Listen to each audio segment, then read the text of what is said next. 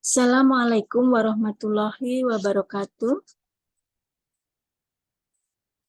Selamat pagi. Semoga kalian semua dalam keadaan sehat walafiat. Hari ini kita akan memberikan materi pada mata kuliah manajemen produksi. Saya dosen pengampu Sukwati Dewi Asrika SDMM di Universitas Islam 45 Bekasi, Fakultas Teknik, jurusan Teknik Mesin D3.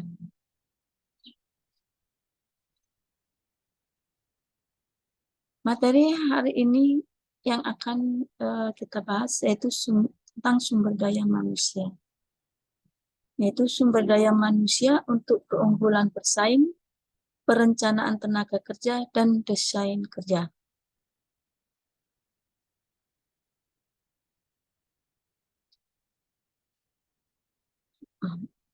Pada perusahaan memiliki sumber-sumber keunggulan kompetitif yang meliputi yaitu sumber daya fisik, sumber daya finansial, struktur dan sistem produksi, dan sumber daya manusia atau SDM.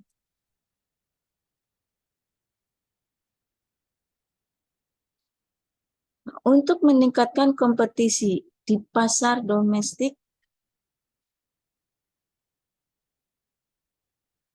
dan internasional telah memfokuskan perhatian pada pengembangan strategi yang memaksimalkan laba atas investasi sumber daya manusia atau SDM. Akibatnya, terdapat pengakuan yang lebih besar atas kompetensi organisasi melalui satu yaitu keterampilan karyawan brilian, yaitu kedua yaitu budaya organisasi yang unik dan sistem manajemen yang efektif. Oleh karena itu, akan membentuk dasar untuk mencapai keunggulan kompetitif. Bagaimana mengelola SDM untuk menciptakan keunggulan kompetitif? Ada beberapa strategi membangun SDM yang berdaya saing tinggi, yaitu pertama, membangun sistem rekrutmen dan seleksi. Yang kedua, yaitu sistem penempatan. Yang ketiga, sistem penilaian kinerja. Yang keempat, peningkatan kompetensi SDM. Yang kelima, sistem pendidikan dan pelatihan. Keenam, perubahan budaya kerja. Dan ketujuh, sistem penggajian. Dan kedelapan, pengembangan sistem informasi sumber daya manusia.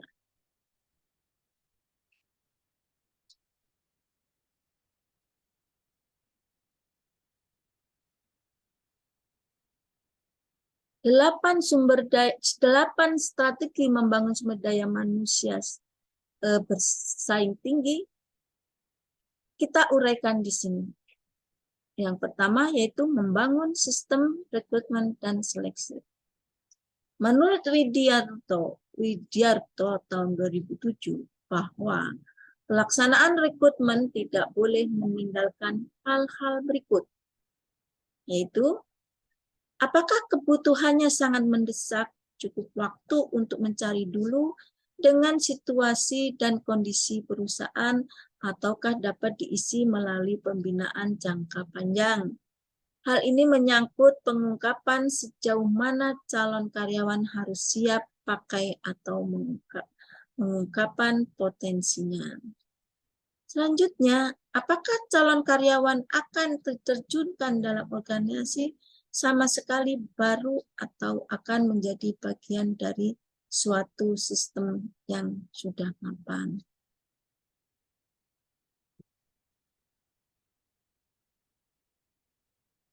Yang kedua yaitu sistem penempatan sumber daya manusia. Penempatan adalah tindak lanjut dari proses seleksi dengan menempatkan calon karyawan yang diterima atau lulus seleksi pada jabatan pekerjaan yang membutuhkan dan sekaligus memberikan kewenangan pada sumber daya manusia tersebut. Selain mengalokasikan para karyawan pada posisi kerja tertentu, juga harus mencocokkan dan membandingkan kualifikasi yang dimiliki pegawai dengan kebutuhan dan persyaratan dari suatu jabatan tertentu. Itu menurut Suwatno tahun 2011. Sistem penempatan harusnya sesuai dengan prinsip the right man on the right job atau position. Supriyanto dalam Saragi tahun 2012 menyatakan bahwa untuk mendapatkan sumber daya manusia yang berdaya saing tinggi perlu dibangun assessment center. Assessment center berfungsi sebagai pengembangan dan evaluasi sumber daya manusia dan menilai kompetensi dan prestasi kinerja dan sangat berguna dalam meningkatkan objektivitas dan transparansi dalam proses penempatan pegawai.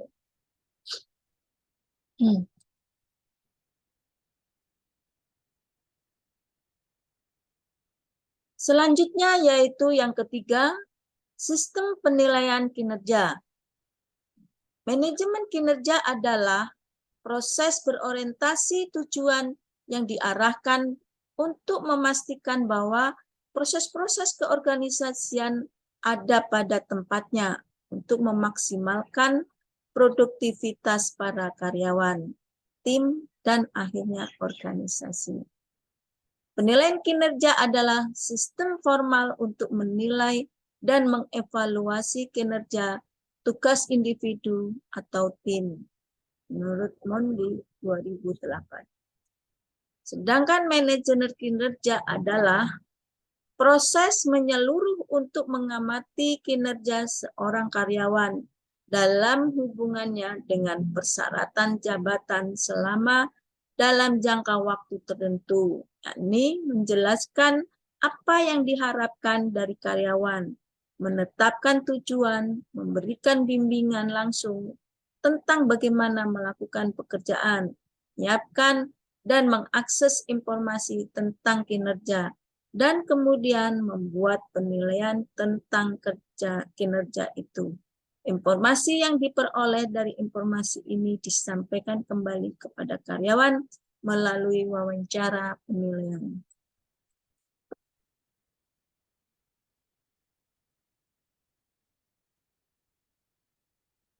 Selanjutnya yang keempat yaitu peningkatan kompetensi SDM.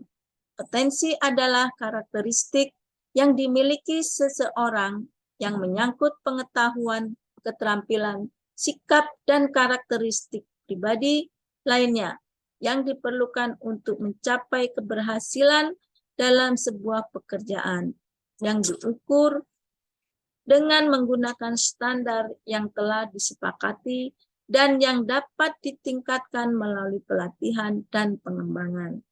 Peningkatan kompetensi sumber daya manusia adalah melalui peningkatan pendidikan dan keterampilan sumber daya manusia, Schuler and Youngblood dalam Saragi 2012.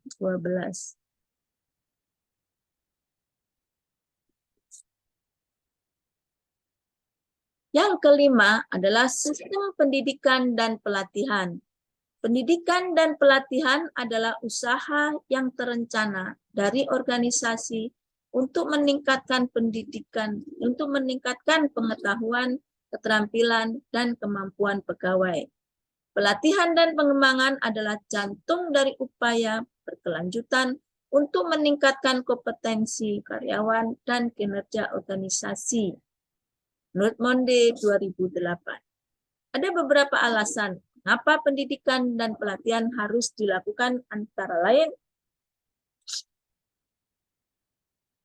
Pertama adalah pegawai yang baru direkrut seringkali belum memahami secara benar bagaimana melakukan pekerjaan. Yang kedua, upaya menyesuaikan sumber daya manusia dengan perubahan-perubahan dalam lingkungan kerja. Yang ketiga, meningkatkan daya saing perusahaan dan memperbaiki produktivitas kerja.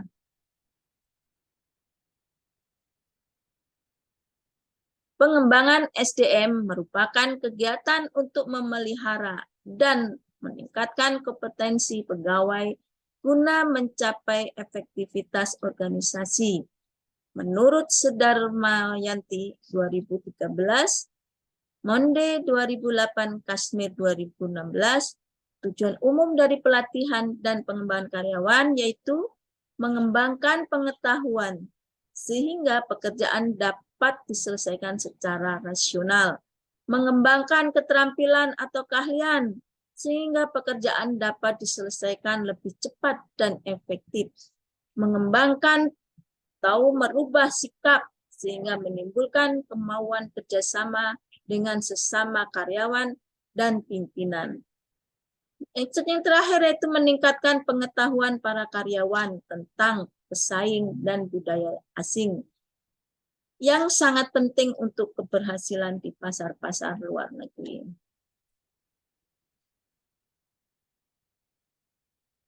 Yang keenam selanjutnya yaitu perubahan budaya kerja. Budaya kerja perusahaan adalah tindakan menghasilkan nilai tambah yang sudah menjadi kebiasaan yang mendarah daging dan telah dimiliki sebagian besar karyawan perusahaan. Purwo Puspito 2010. Pola pikir dan sikap mental, mindset, sumber daya manusia perlu diubah ke arah modernitas.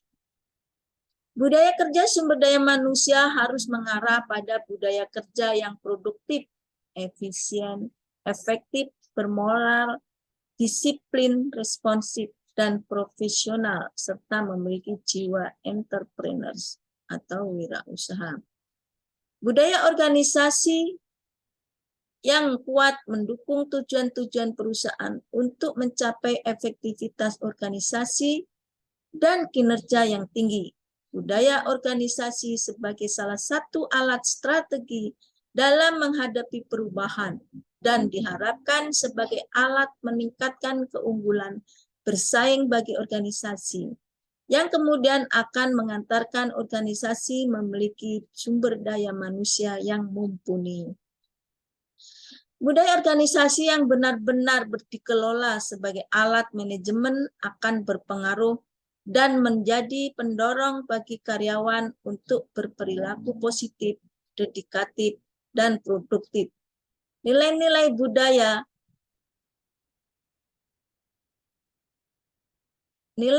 budaya merupakan kekuatan yang mendorong perilaku untuk menghasilkan efektivitas kinerja.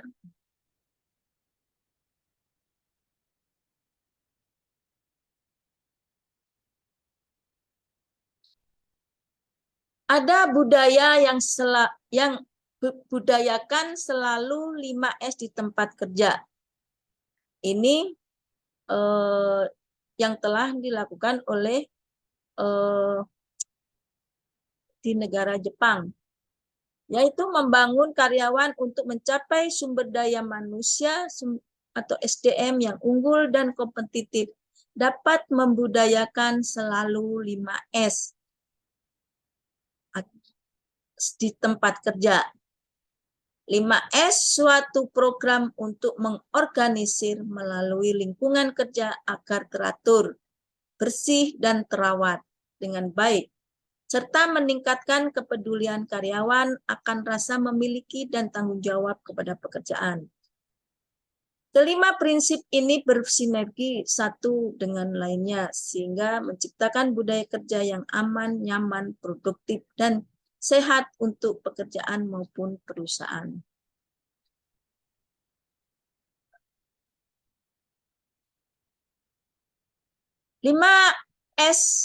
Budaya 5S itu adalah yang pertama yaitu shairi, bahasa Jepangnya,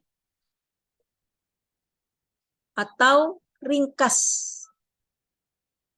Dalam prinsip pertama ini Anda akan diminta untuk mampu melakukan, yaitu pemisahan barang dalam kategori diperlukan dan harus disingkirkan. Pemilihan barang yang masih bisa digunakan dan yang rusak. Yang ketiga yaitu mengkategorikan barang yang sering digunakan dan yang jarang.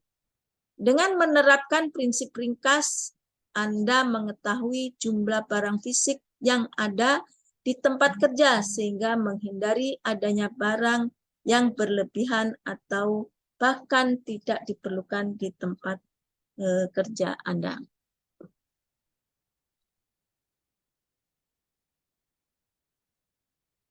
Yang kedua adalah Seiton atau rapi. Pada prinsip kedua ini yang ditekankan adalah bagaimana cara Anda meletakkan barang-barang dan mudah untuk mendapatkannya kembali saat diperlukan. Yang menekankannya adalah pada kata mudah. Karena seringkali kita mampu meletakkan barang-barang dengan rapi, namun saat kita membutuhkannya, kita justru terjebak dan terpaksa membongkar semua isi lemari penyimpanan. Pada prinsip ini, yang harus diperhatikan adalah bagaimana menata barang-barang berdasarkan alur pekerjaan. Yang kedua, bagaimana menata berdasarkan frekuensi penggunaan, fungsi, dan batas waktu digunakan. Yang ketiga, bagaimana melakukan pengendalian sesuai visual agar semua barang dapat mudah ditemukan, teratur, dan selalu ditempatkan, tidak dipindahkan seenaknya. Manfaat dari prinsip ini adalah menciptakan lingkungan kerja yang tertata demi memudahkan, mempercepat, dan meningkatkan ketepatan saat memerlukan barang di tempat kerja.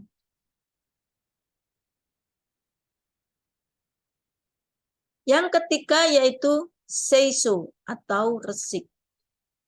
Prinsip ketiga ini memberikan pengarahan bagaimana cara menjaga kebersihan di tempat kerja.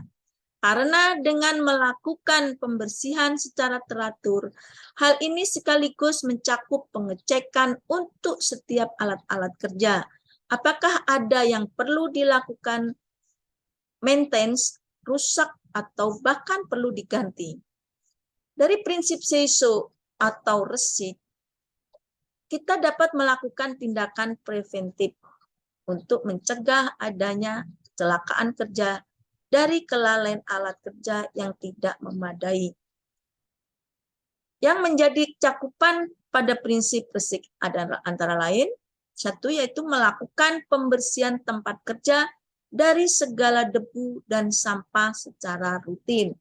Yang kedua, menyediakan fasilitas kebersihan di tempat kerja. Yang ketiga, meminimalisir faktor-faktor yang menyebabkan kantor menjadi kotor dan penuh sampah. Yang keempat, melakukan maintenance terhadap alat atau barang di kantor yang sudah usang maupun rusak.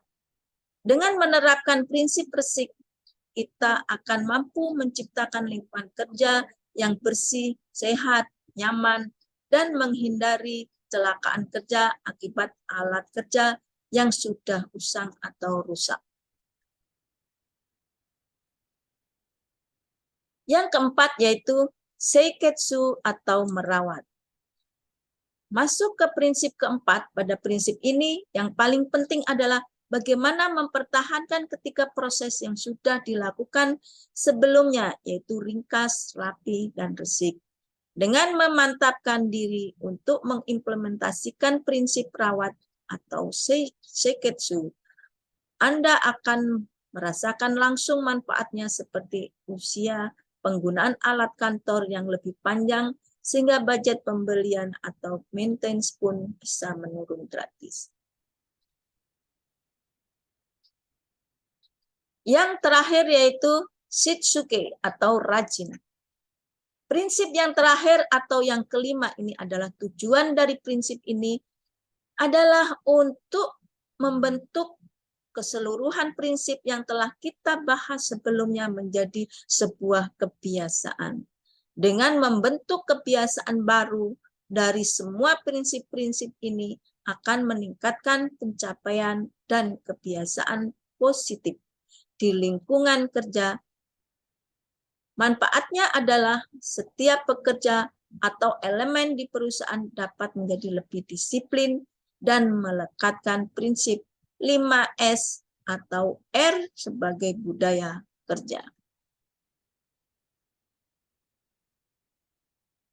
Itulah prinsip 5S atau R yang sudah banyak digunakan sebagai budaya sehat dalam bekerja. Contohkan 5S atau R pada aktivitas Anda, bagaimana untuk menerapkannya.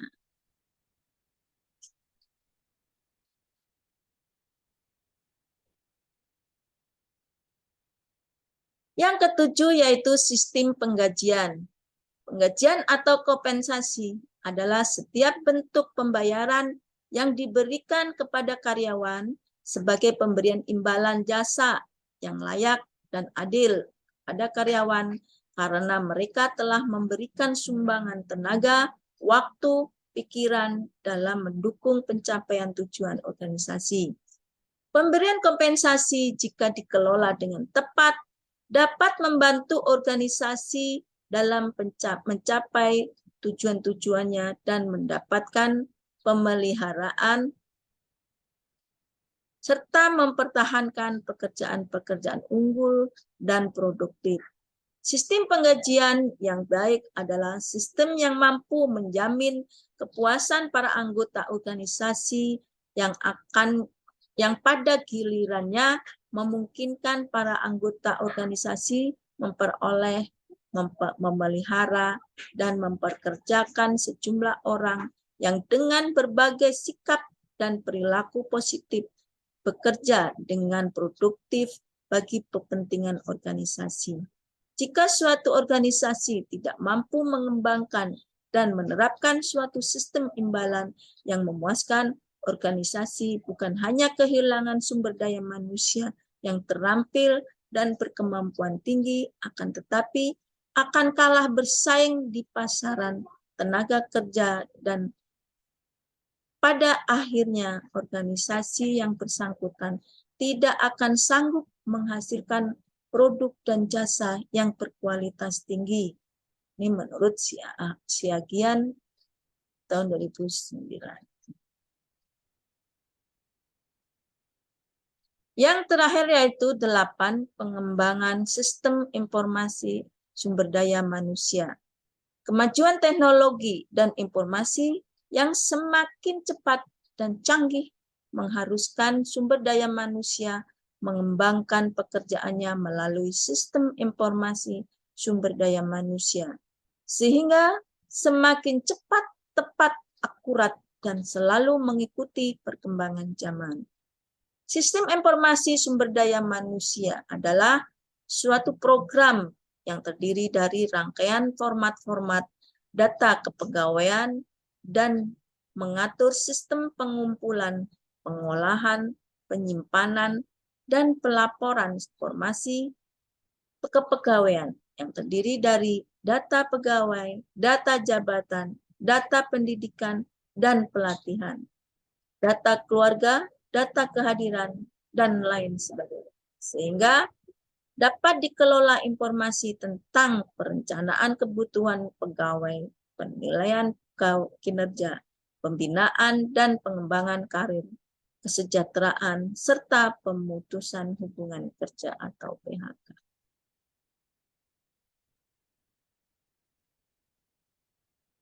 Menurut Rifai dalam Suwatno 2011, mengemukakan 9 manfaat sistem informasi sumber daya manusia yang meliputi: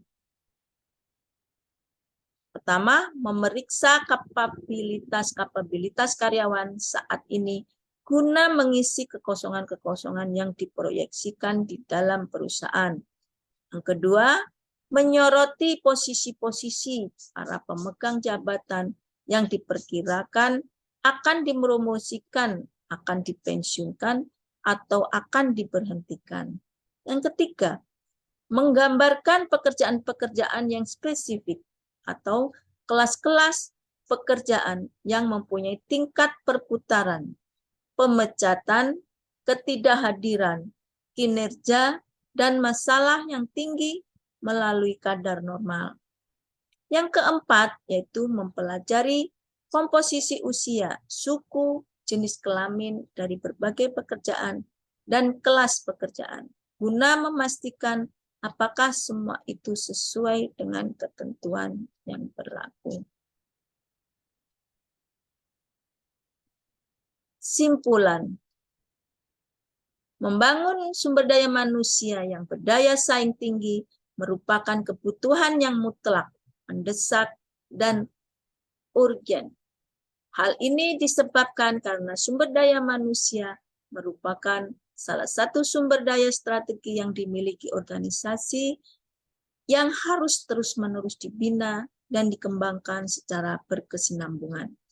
Ada 8 strategi membangun SDM yang berdaya saing tinggi, yaitu membangun sistem rekrutmen, seleksi, sistem penempatan, sistem penilaian kinerja, peningkatan kompetensi SDM, sistem pendidikan dan pelatihan, perubahan budaya kerja, sistem penggajian, dan pengembangan sistem informasi sumber daya manusia. Untuk mewujudkan menjadi kenyataan sangat diperlukan usaha dan kerja keras, serta komitmen yang cukup dari semua elemen dunia usaha, dunia akademisi atau perguruan tinggi, masyarakat, terutama pimpinan perusahaan dan pemilik perusahaan atau pemegang saham perusahaan. Dengan menggunakan strategi yang ke-8 ini, maka peningkatan daya saing sumber daya manusia dapat dicapai.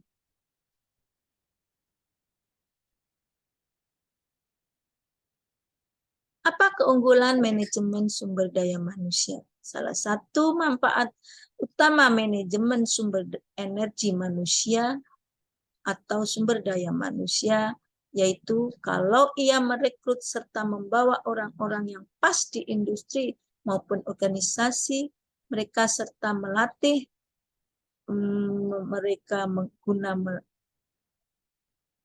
melaksanakan tugasnya dengan lebih baik. Mereka menyusun deskripsi pekerjaan yang lebih cocok dengan kedudukan pekerjaan mereka. Praktek-praktek sumber daya manusia sebagai kunci atas keunggulan dalam bersaing yang digunakan oleh perusahaan adalah sebagai berikut. Pertama, yaitu pelatihan induksi diberikan kepada seluruh karyawan. Kedua, program pengembangan manajemen 2 tingkat sertifikat dalam manajemen dan manajemen gudang dan staf. Yang ketiga yaitu job keamanan untuk manajer. Keempat yaitu kinerja penilaian untuk manajer dan karyawan. Jika manajer toko memiliki kemampuan untuk melakukan proses.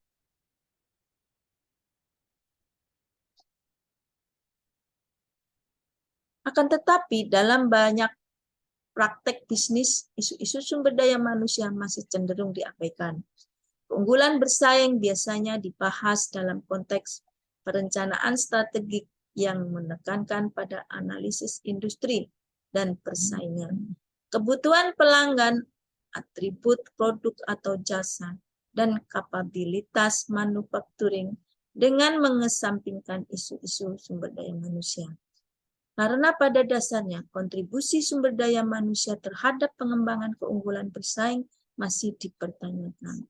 Agar tujuan sumber daya manusia memberikan kontribusi yang lebih besar bagi organisasi untuk meraih keunggulan bersaing tercapai, diperlukan strategi yang tepat dalam merencanakan sumber daya manusia secara terpadu. Menurut Barney tahun 1991 mengemukakan 4 kondisi yang harus dipenuhi sebelum suatu sumber daya dapat disebut sebagai sumber keunggulan bersaing berkelanjutan. 1. Upayakan sumber daya organisasional yang sangat berharga, terutama dalam kaitannya dengan kemampuan untuk mengeksploitasi kesempatan dan atau menetralisir ancaman dari lingkungan perusahaan. Kedua, relatif sulit untuk dikembangkan dan sehingga menjadi langka di lingkungan bersaing. Ketiga, sangat sulit untuk ditiru atau diimitasi. Keempat, tidak dapat dengan mudah digantikan secara signifikan. Perencanaan tenaga kerja atau manpower planning dan prosesnya. Salah satu upaya mengoptimalkan kemampuan sumber daya manusia atau SDM yang ada yaitu dengan perencanaan tenaga kerja atau manpower planning. Apa itu perencanaan tenaga kerja dan bagaimana proses perancangannya? Perencanaan tenaga kerja adalah proses memperkirakan kebutuhan tenaga kerja dalam rangka mencapai tujuan bisnis di perusahaan. Perencanaan ini dilakukan tim Human Resources dengan menganalisis sumber daya manusia yang tersedia. Perencanaan tenaga kerja dilakukan saat akhir atau awal tahun. Proses ini terdiri dari beberapa tahap. Tujuan dilakukannya perencanaan adalah untuk memastikan perusahaan mendapatkan tenaga kerja yang memenuhi kualifikasi dengan jumlah yang sesuai dengan peran yang cocok. Dalam perencanaan, turut diperkirakan bagaimana caranya mendapatkan karyawan baru. Proses ini dijalankan dengan memerhatikan tujuan perusahaan, prediksi tren bisnis, serta tren teknologi. Dengan begitu, bisnis dapat berlangsung dengan sumber daya manusia yang tepat.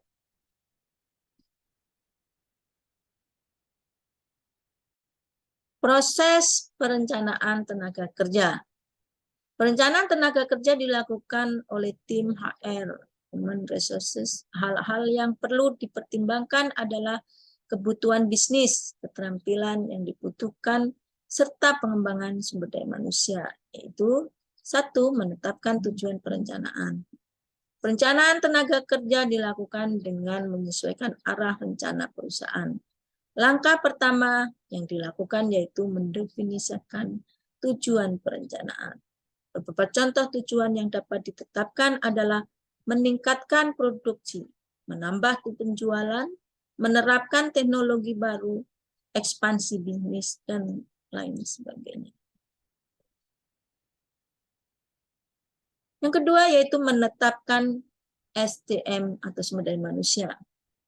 Tahap selanjutnya yaitu menetapkan data demografi sumber daya manusia perusahaan.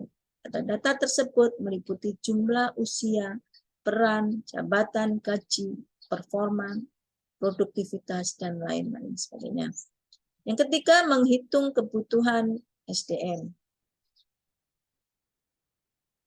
Jumlah sumber daya manusia yang tersedia dicocokkan dengan rencana bisnis di masa mendatang.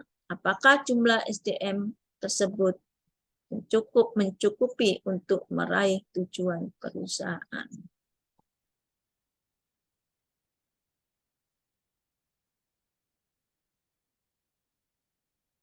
Yang keempat yaitu menetapkan rencana tenaga kerja. Setelah kebutuhan tenaga kerja disetujui setiap departemen, HR menentukan rencana selama 1 tahun mendatang, termasuk diantaranya biaya rekrutmen, gaji, serta kenaikan gaji per tahun. Rencana ini menjadi arahan dalam perekrutan peran yang dibutuhkan dalam organisasi. Kelima yaitu rekrutmen.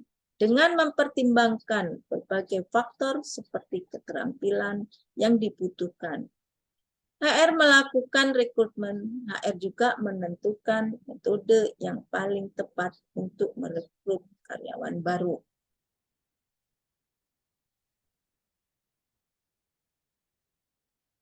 Memonitor kesenjangan keterampilan. Setelah memenuhi kebutuhan sumber daya manusia, HR menganalisis kemampuan yang dimiliki masing-masing karyawan, serta apakah ada kesenjangan di antaranya. Yang ketujuh, mengadakan pelatihan. Jika dirasa ada kesenjangan keterampilan di antara karyawan, HR akan mengadakan pelatihan untuk menjembatani hal tersebut. Pelatihan juga diadakan untuk membantu karyawan meningkatkan kemampuan. Yang kedelapan yaitu evaluasi. Terakhir, HR mengevaluasi perencanaan tenaga kerja yang sudah dijalankan. Apakah rencana tersebut sudah berjalan dengan baik? Apakah rencana yang dijalankan membantu mencapai rencana perusahaan?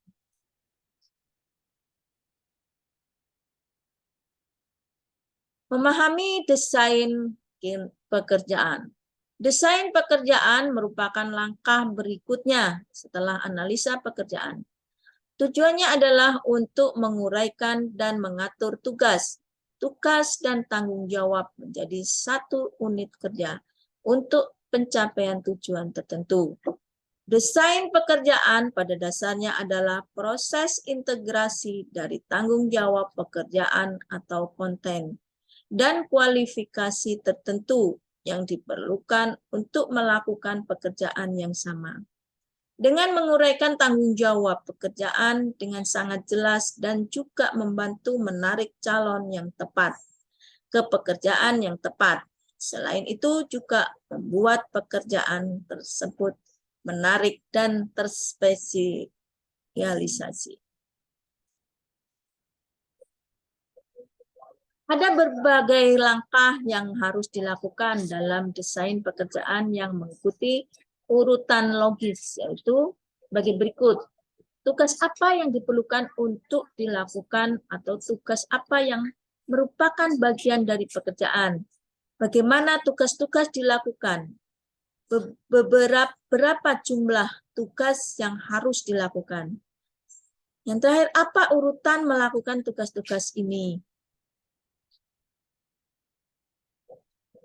Langkah-langkah ini ditujukan untuk sampai pada definisi yang jelas dari suatu pekerjaan tertentu dan dengan demikian membuatnya kurang berisiko bagi orang yang melakukan pekerjaan yang sama. Pekerjaan yang terdefinisi dengan baik mendorong perasaan prestasi di antara karyawan dan rasa harga diri yang tinggi. Manfaat desain pekerjaan. 1. Input karyawan. Desain pekerjaan yang baik memungkinkan umpan balik pekerjaan yang baik. Karyawan memiliki opsi atau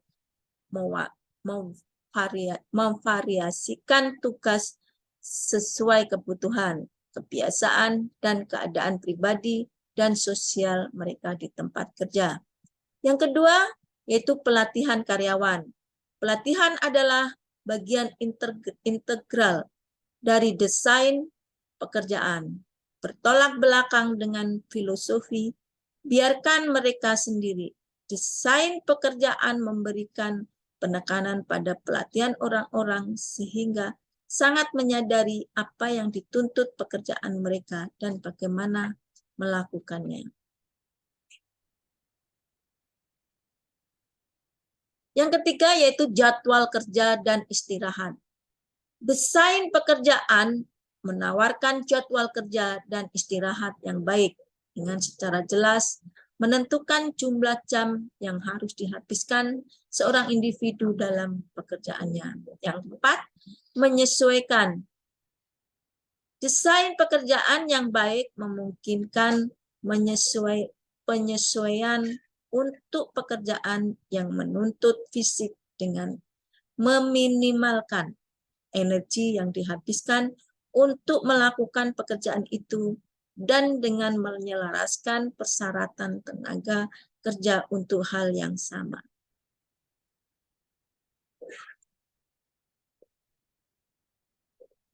Desain pekerjaan adalah proses yang berkelanjutan dan berkembang yang bertujuan membantu karyawan melakukan penyesuaian dengan perubahan di tempat kerja. Tujuan akhirnya adalah untuk mengurangi ketidakpuasan, meningkatkan motivasi, dan keterlibatan karyawan di tempat kerja.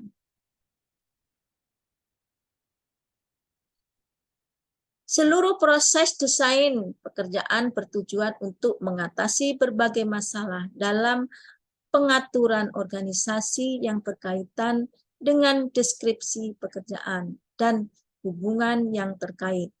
Proses dalam desain pekerjaan adalah sebagai berikut. Yang pertama, memeriksa kelebihan pekerjaan. Yang kedua, memeriksa pekerjaan yang sedang dimuat. Yang ketiga, memastikan tugas tidak berulang-ulang. Yang keempat, memastikan bahwa karyawan tidak tetap terisolisasi. Yang kelima, menentukan jam kerja dengan jelas.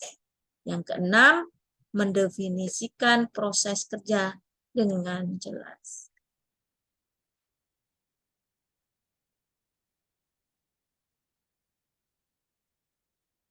Sampai di sini temuan kita untuk pembahasan materi tentang sumber daya manusia. Semoga kalian selalu sehat walafiat. Terima kasih. Wassalamualaikum warahmatullahi wabarakatuh.